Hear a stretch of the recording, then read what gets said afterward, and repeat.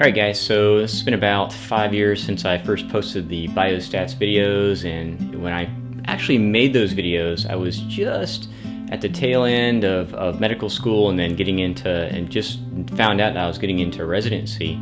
And so that was 5 years ago. So I got through residency, became chief resident, which was a pretty exciting accomplishment. But throughout all this time, after I posted videos, and then some people would kind of look for the notes and stuff, and I'd always get questions about like, well, what can I do to get into residency, any other advice with studying. So I thought I'd just kind of make this video kind of summarizing the kind of my journey through that and the things that I studied, and kind of some tips of how I got my residency interview, and then how I actually took that one step further, got into residency, and so on. So to begin with, I am technically an IMG student. I went to one of the Caribbean universities, and it's arguably one of the least known and arguably one of the probably worst academic ones out there, in my opinion. So I know what it's like to say come from a place where the teaching wasn't that great. And actually that's why I got into making the biostats videos, because eventually once I got through step one, I went back to my school and I said, well, look, I can do a better job than what you guys are doing here. And so they gave me a chance at teaching, and then the rest is history. I had the opportunity to actually teach through residency at the college. So my first experience in getting into this medical school was, my buddy randomly came across this guy, and became good friends over time. And I went to the first class, and there was just this guy reading from a PowerPoint. It was probably the moment. He literally read every word, line for line, word for word, and it was probably like me and like 5 other people in the class. And I was texting him saying, "Hey man, where are you at? You told me to start this program. This is pretty weak." But anyways, that was pretty much how that school was run. So I knew I had to get through this, to be one of the few, say, IMG people to actually at least from that school, to get into residency. I knew I had to do it on my own. And so here's kind of my tips of the trade, per se, as far as what to study, in my humble opinion. So with the biostats, I'd say the videos that we make here they'll get you through step 1, step 2, and even step 3. The only thing that we don't really cover are those drug ads, which are kind of hard. That's like an impossible thing to put on a video. But if you know the concepts that are talked about in the actual videos, and you can kind of apply those to the drug ads, and you'll do just fine. I think if you look through the comment section, you'll see the people that come back and actually comment later. They kind of validate that this is really all you need. And from my experience, I think we're just spot on as far as that. There's that one question that I made on that first video, and I tried to correct it in later, about that correlation coefficient with all the dots and whether they're close to the line or not. So just watch the later video on that one, and don't be so brutal on the comments on that first video. But anyways, the videos should be good enough for you on that. So that's biostats done. The other thing that I highly recommend is the pathoma. Most everybody's familiar with pathoma. He's the guy that does the the technical term of pathology, obviously. But he's a great teacher. It's very informative. The videos are great. And as I was going through this, obviously one of the assessment piece is the NBME, and I struggled through all that stuff, obviously. But it wasn't until I finally broke down, and my friend who was helping me study through this, Sabina, thank you, Sabina. She always said, "Hey, pathoma is a really good resource." And I was like, "Look, I already got too much already. I mean, the step 1 books, it's like a Bible basically." And then I have all this UWorld questions.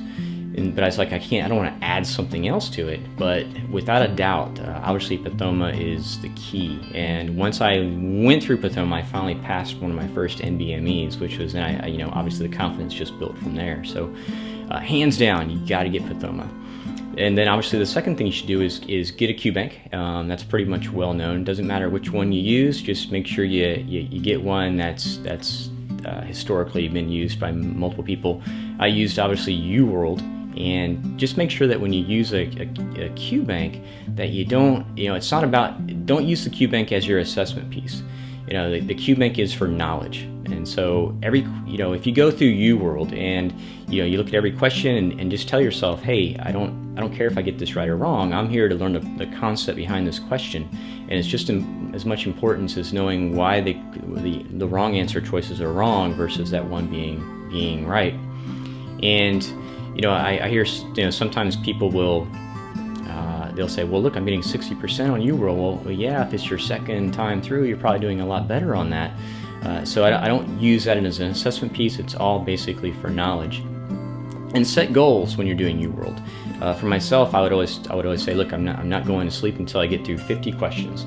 And if I didn't know one of the questions, or which is a lot of the time, that I would write that question down in a book, and I would just kind of keep going over it and over in my head. So I'd have my own little book of the questions I didn't know, and again, just use it as an assessment piece. And so I'd get through 50 questions a night, and just think about this.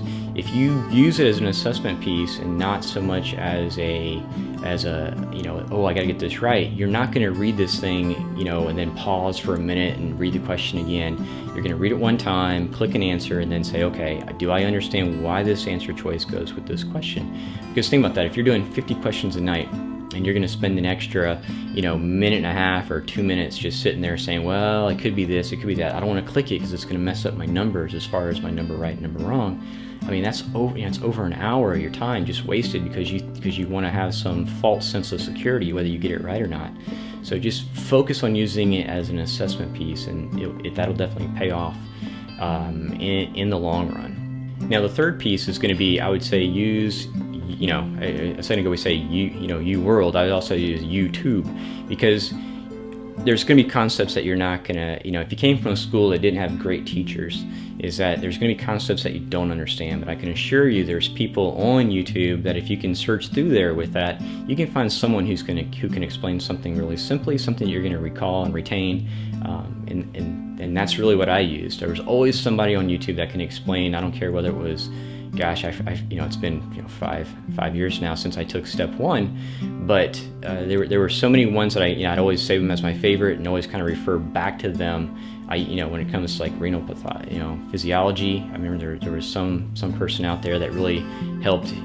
This is the BUN, it's not the BUN, creatinine ratio, all that kind of stuff. So use YouTube. So my three big study things were obviously, biostats video. That was my own ideas, because before I got into doing the medicine, I was a school teacher and taught high school math, and so I knew there was a better way to do it, and it seems like it's been pretty helpful. And then of course get you a QBank, and then Pathoma, and then also use YouTube for any concepts that you don't have. I used a little book for all the questions that I didn't know. I'd review that every night before I went to bed, did my 50 questions, and used it as an informational source and not so much an assessment piece, because the assessment piece, I strongly recommend, is going to be your NBMEs, because those are the obviously real high correlation between the NBME and the step exams, and they're tough. There's no question about it. But I'd rather make your mistakes while you're practicing. Make your mistakes with me when you're learning these things, and so when you take that step one, that you'll obviously be fully the best version of you can be when you take the exam. So now, being an IMG, if you are even American grad these days, because it's very competitive. It's highly competitive. In the program that I was in, I knew I wanted to go into psychiatry and behavioral health. We had on average between the upper years that I was there, we had between 1,200 and 1,500 applicants for 8 slots. And so we were getting a lot of, there's a lot of American grads going for those spots. And of course, it seemed like psychiatry was one where we have a lot of IMGs. But I'm telling you, it's getting so competitive these days that, you gotta put yourself in the best position possible for that. And you already know that. But here's some of the things that made me kind of stand out, considering I came from, again, one of the lesser known schools. I even had, during one of my interviews, the program director kind of, she looked at my application and she squinted, and it was like she had this look on her face saying, I never heard of this place before. But anyways, it turned out to be one of my best interviews, and it's just a moment I thought I'd just kind of share. But you got to commit to the process, and you got to think about this. You don't control your past in terms of where you went to school. You don't control your last name or anything like that. So there's going to be people that have an advantage over you in those areas. But the one thing that I stressed to my students when I taught was, the one thing you do control is your effort. And that's the one thing I'll say, never let somebody outwork you. There's probably somebody, bunkered in some library studying 24/7, kind of on their dad's dime or something like that. But you can still, if you got to wake up at 5 a.m. or 4 a.m., you gotta make that commitment and absolutely do not let somebody outwork you on this. When I was going through it, I literally set my alarm clock, when it was 6 months out from my exam, I set my alarm clock like 1 minute earlier each day, and eventually I was getting up at 3:30 in the morning. That was just what it took for me. I looked at myself and said, look, okay, I'm not gifted with reading something one time and recalling it. I got to read something so many times it makes me sick. So I was getting up at 3:30. I would still go to, I'd go to work starting at 7 or 8, and then when I got off at 4 or 5 throughout the day, then I'd go to Panera and I'd get bunkered in there myself, and then I'd study till about 10. And then I would just repeat that, and that was my life for at least over 6 months. And I remember when I actually matched in residency, it was the guy at Panera, it was the manager at Panera in Athens, Georgia, that actually came around and gave me, he was the only person that hugged me when I got into residency. I remember it, but it was such a moment because I studied so much there. I'm sure you guys probably have. There's probably one place that you study so much, you're like, oh man, what are you doing here all the time? But it was definitely a big moment, kind of shared with the manager at Panera. But if I were to say, how did I get my interviews, and this was what made me a little bit different in my story, was I was off cycle per se, because you always, being in IMG, you can take your step exams kind of whenever they kind of fall best for you. So I took mine, gosh, I forget the step 1, but that was March or April or something like that. And then my step 2, I didn't take until December. It was like December 1st. And so I was already like, look, if I get through this, I'm going to apply into the match that year. And of course, and I know you're thinking like, what do you mean apply to match? Half the interviews are over, right? That's October, November, and December. But I was just, in my mind, I'm like, well, look, I'm not getting any younger. And if I get through this, if I can just get an interview, I have a chance. So I took step 1 on December 1st. I got my results back, 3 weeks later, roughly. I don't know if it was December 21st, right around there. And I passed, which I felt was a miracle in itself. But so now that I got step 2 done, I then applied. I then applied to residency. I applied to match then, and even people from my school were like, what is this guy doing? Who applies in December? But in hindsight, it was like a blessing in disguise, because what I did once my application was final, when I got my step 2 in, is that on Christmas Day, I sent, I researched all the different programs that were IMG friendly per se, and I emailed the program director of those programs. And I only applied to like 31 programs, which is, comparatively speaking, nothing. But to me, of course, it was like, oh my gosh, it's 31. That's a lot of places. But I hear stories of people applying to so many more. So anyways, Christmas Day, I emailed the program directors just saying, hey, my name is Randy Neal. I just got my step exams back, and then it was just a very, very concise email, and it was very like open, saying, if you have a cancellation, please consider me. And then I put a little picture in there. It was almost like a glamour shot per se, but it was just a head thing, trying to get a face with it. I figured it wouldn't hurt if I did that. And also in there, I put a little piece. I was like, I'm very interested in your program, because I put this. I said my fiance is from that area, and I would like the opportunity to interview. And now, honestly speaking, I wasn't dating anybody at the time, but in my mind, I figured, okay, well, if I go there for 4 years, I'll probably find somebody. So technically, my fiance is in that area, but I knew that they want, and take this to heart, is they want to. I don't speak for them. This is my own perception. They want to train somebody that they know will stay in the area. It's like most of these states, they're hoping that you'll come there, you'll train, and that you would stay. So they're going to be more likely to to interview and to accept people who are from that area. So you need a connection. So that was kind of like my all the way through even the in-person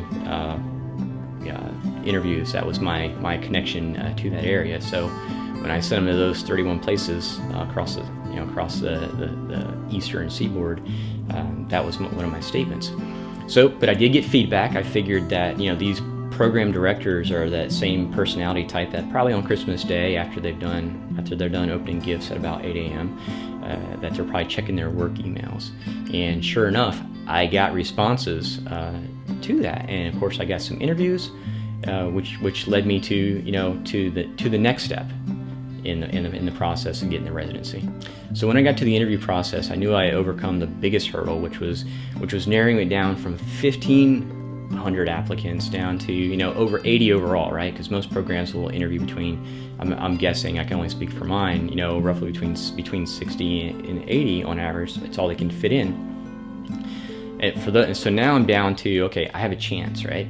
Because if I'm 80 and they're doing 8 slots, okay, we really got it. It's better than 1,500. Now, how I look at what I did was the only reason I got this interview is because the January interviews, most of the American grads have already interviewed so many times that they're now like, well, look, they don't want to pay to come to a place, or they're out of money or whatever it is. So people start backing out of their interviews in those January time slots.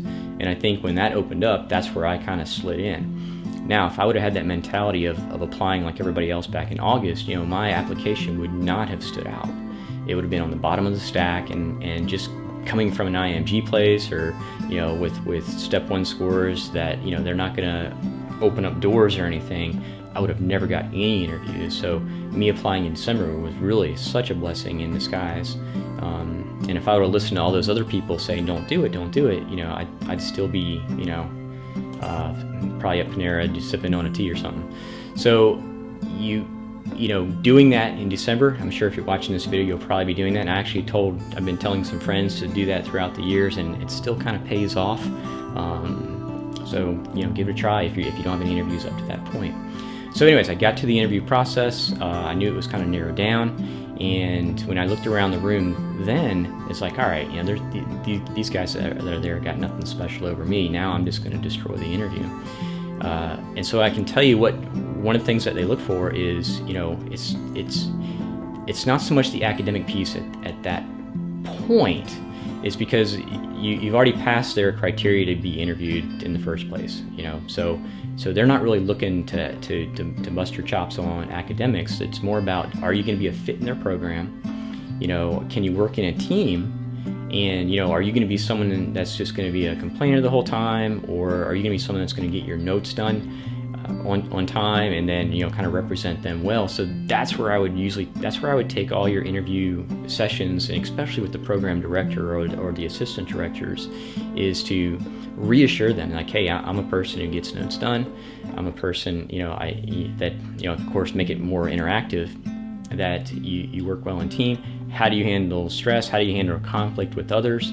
And just take everything from a leadership perspective, because that's what they're looking for. They're not looking to babysit somebody for 3 or 4 years. They're looking to see, if I bring this person in, is it going to be a smooth transition, and are they going to help them make the program better? One of the answers you can do for the leadership aspect is say, in conflict, like what I did, I say, look, if there's a conflict between two people, you gotta understand what motivates people. Sometimes people are motivated differently. Sometimes people you gotta kind of be real soft with. Some people you gotta be real firm. It's just understanding that you gotta be able to work with different types of people. And if I come to this program, that's exactly what I would bring with me. I also said that I was a little bit older when I went back, and so how you'd handle that one is, and this is what and they liked my answer, is that I said that some people go from high school to college, and college to medical school and all that kind of stuff straight through, not much life experience. So that person goes to medical school and says that, okay, I want to be a psychiatrist. I took it as, look, I have life experience, that I know with certainty this is what I want to do. So I knew I wanted to be a psychiatrist, so I knew I had to go to medical school. It's kind of like a little role reversal there, but it's it's kind of reassuring them that it's like, hey, this guy's locked in. He's just not shotgun approaching every different specialty out there trying to apply to internal medicine, neurology, all that stuff. I knew what I wanted, and that's what they're looking for too. They're looking at your personal statement and your letters of recommendation to say, is this person really zeroed in on this specialty, or are they just trying to get a residency spot? So I'd say if you can do it, if you really know what you want, try to zero in, because I'm telling you, it makes a huge difference. Because when they're looking at those 1,500 applicants and you got it narrowed down, they want the person who really wants to be there, and then wants to stay as well. So if I were to add anything else, I'd say try to get step 3 out of the way, because if you're an IMG, despite what you may think, it's always considered that you're an academic risk potentially with the step 3 not having been taken yet. So just to eliminate that even off the table is kind of plan ahead of time, saying that you want to get your step 3 done even before you interview, if you can. If it's possible, definitely do it. Is it a must? No. But does it make you look much stronger? Yes, because it eliminates that fear. Again, if they're down to 2 people, they're going to take the person who's most likely all equal and that has that step 3 behind them, for that reason. What I would do also is consider even volunteering in that program. I mean, think about this. Sometimes people I hear, they do research or they do that and they get their name, it's one, they have all these research articles, but and to some, maybe some assistant director, if you're going for a community program, that means a lot. But what would be even stronger work is to volunteer, be a scribe, do something to where you can work with someone in that program. And if you took a year off to do that, or 6 months off to be that volunteer in that hospital, is that they know you, they know the quality of work and the passion behind you. I mean, if I work for someone who is going to volunteer time with me, knowing I would definitely go to bat for them, if I was in that position to help them. So, before you go off and say, consider, I'm just going to do research for a year and write and be, second fiddle on some article, is consider actually volunteering if you can, in that program. I think it would really make a huge difference as far as how they perceive you and stuff like that. One of the things that you can emphasize is that you like to teach. One of the things that I did before applying to medical school is as a school teacher. So during the interview process, I always told them that I enjoy teaching, and part of being a resident is teaching your junior residents and the students who are rotating through the hospital. So make sure that you relate to them that you feel very comfortable teaching, and that's obviously a way that you can also master the material. Another thing that I mentioned that I didn't know was really as powerful at the time, I was told later by residents, the senior residents and staff who were in the final rankings and stuff, was, when I was with the program director during the interview process, I even said to them that one day I want to be a program director, and that if I came here, little did they know that I'm like, inside I'm like begging, please take me. But I said, if I came here, what, is there an opportunity to learn how to be a program director? Is there an opportunity to move in that direction? And it came from a real genuine place, because that does interest me. But it really translated well during that process, and it made me really memorable. At one of the places I interviewed, they have it was like a rotating, there's like 20 people interviewing, and every 8 minutes this bell would ring and you'd rotate to the next spot. Ding, ding, ding, ding, ding, ding. Every 8 minutes, like clockwork. And then I finally rotated to the program director's spot, and we started talking, and then the bell rang, and then she said, hey, do you have anywhere you need to go? And I'm like, no ma'am, I do not. And so we stayed there talking longer, and everybody else, those other 19 people in the interview, were probably like, well, what the heck's going on? So I was like, all right, this is obviously doing really well on this interview. So it was a really exciting time. But I used all those those comments, those strategies, and they were really authentic. But it really paid off during the interview process. What I'd also mention is stay positive. Stay off those message boards. Quit looking at those things, but there's so many negative people out there. I was so zeroed in that I had plan A, B, C, D, E of getting into residency. Emailing on Christmas Day, all those little things, that I was even to the point of, if it didn't work out that year, I would have looked and see who are the biggest donors at the hospital. I would have went to volunteer my time working for them. Anybody that would have had influence, I would have taken time off, been that volunteer in the hospital, just so they would know me. But you got to have that mindset going into this, especially if you're an IMG, because it's very difficult these days. Lots of people applying, but I can tell you the payoff, the reward is not, it's the satisfaction of doing this and helping people, but it's going to help you and your family for generations to come. And again, if I had one major take-home point at the end of all this is absolutely don't let anybody ever outwork you. At the end of the day, whether you succeed or fail, or if your perception of success or failure, but you need to let's lay it all out there. And if you say I need more time to study this, and wake up earlier, stay up later. But whatever you do, don't ever let anybody outwork you on anything through this entire process. I came from I was basically at a point where I was living out of my car, going to probably the worst school that was out there at the time. And, I got into residency. I worked hard through all of it, a lot of work, and eventually became chief resident. Now I'm working in Florida and doing a job that I absolutely love. And it all started with that hard work component and some of the things that I talked about in this video. So I love teaching. I love helping the next guy in line. So as you're going through this and you learn things, if I missed anything, put it in the comment box. I'd love to hear it. It's nice to share things with people. And again, if you're helping the next guy in line, it's really only going to help you. I know you hear that a lot. It's kind of cliche, but it can really make a difference when you're helping others. So I hope this was helpful. I had a chance to, I actually started my own little thing. You'll see the tagline on this is it's like the Coastal MD Live. So not only I am working for a hospital system, but I'm also doing my own thing, and it's a lot of fun. Doing ADHD stuff. I'm doing coaching with relationships, and it's something that I absolutely enjoy. It's kind of what I was meant to do, and I'm sure you guys, by going through this whole process, again, you're moving toward what you feel you were actually meant to do in life, which is to become a physician. So don't ever lose hope on that dream. Keep working hard, and it'll pay off.